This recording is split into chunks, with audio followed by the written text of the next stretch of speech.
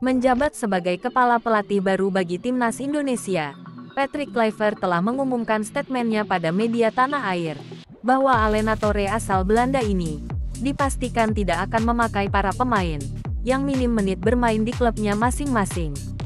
Seolah mengikrarkan bahwa siapapun pemainnya dari liga manapun, bakal dipakai untuk mengisi skuad senior Garuda, bila miliki menit bermain yang tinggi.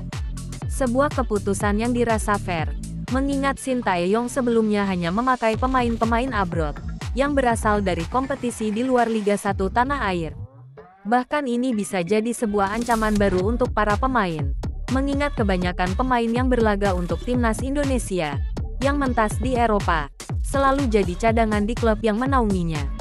Sebut saja Sain Patinama di KASU Pen, Marcelino Ferdinand di Oxford, Nathan Chuaon di Swansea, Justin Hapner di Wolverhampton, bahkan yang terbaru oleh Romeni pun disebut-sebut lambat berkembang pada klub milik Pak Erick Thohir oleh sang pelatih. Menariknya, pelatih sebelumnya yakni Shin Tae-yong tak memakai tenaga Eliano Reinders, yang terbilang selalu mengisi line up utama di PEC Zwolle di Liga Eredivisie Belanda. Mengundang pro kontra keputusan yang diambil legenda Belanda tersebut, dan akan membuka peluang bagi pemain-pemain yang berasal dari Liga 1, dan pemain-pemain yang sempat tersisih dari skuad utama timnas Indonesia, agar kembali berkiprah untuk skuad Garuda. Berikut ini adalah para striker timnas Indonesia, yang apabila kembali dimainkan sesuai posisi asli, akan banyak membantu pasukan merah putih meraih hasil positif. Bahkan ketajamannya akan melebihi ekspektasi publik sepak bola Indonesia. Yang pertama Sadil Ramdhani, wonderkid timnas Indonesia yang kini bermain untuk Sabah FC, di Liga Primer Malaysia.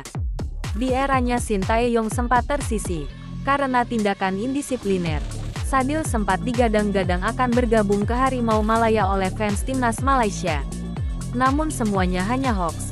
Terlebih lagi mantan pemain Persela Lamongan ini, masih berharap banyak untuk kembali perkuat skuad Garuda. Sebagai pemain yang berposisi sebagai gelandang serang, Sadil Ramdhani bisa dibilang pemain yang komplit.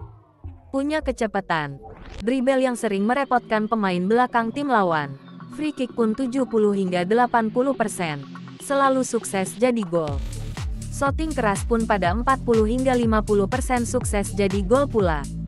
Sejauh ini pemain kelahiran Sulawesi Tenggara ini, punya catatan apik bila bermain untuk timnas Indonesia, yang terpenting ditempatkan pada posisi asli, antara penyerang sayap maupun gelandang serang.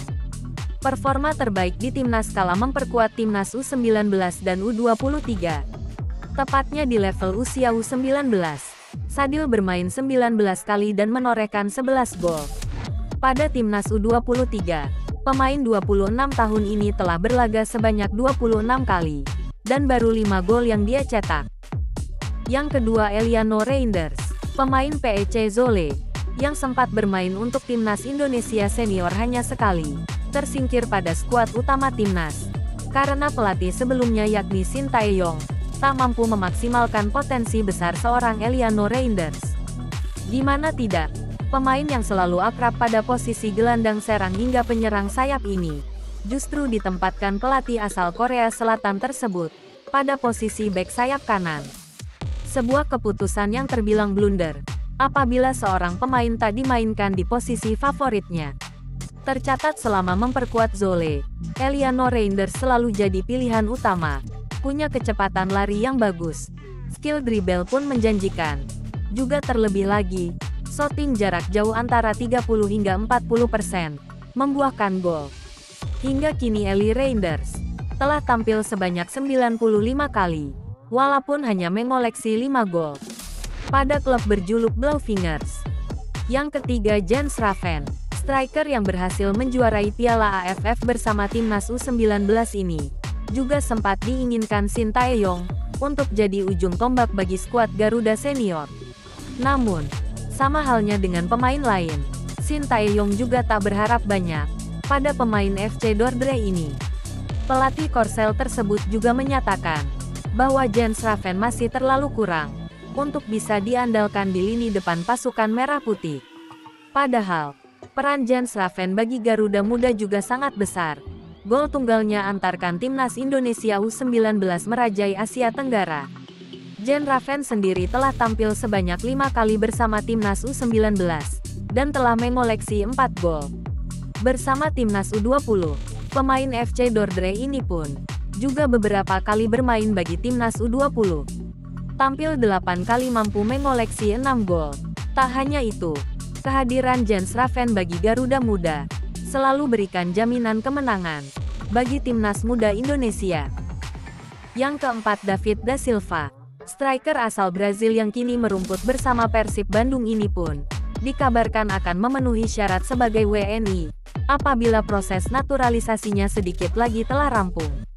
Pemain yang pernah bermain untuk Persebaya Surabaya dan Bayangkara FC ini telah mencatatkan 94 kali penampilan bersama Maung Bandung, dan koleksi 68 golnya akan jadi pertimbangan Patrick Kluivert untuk memasukkannya agar jadi andalan timnas Indonesia. Terima kasih telah menonton video ini. Jangan lupa tinggalkan saran dan kritikan, agar channel ini bisa berkembang dan lebih baik.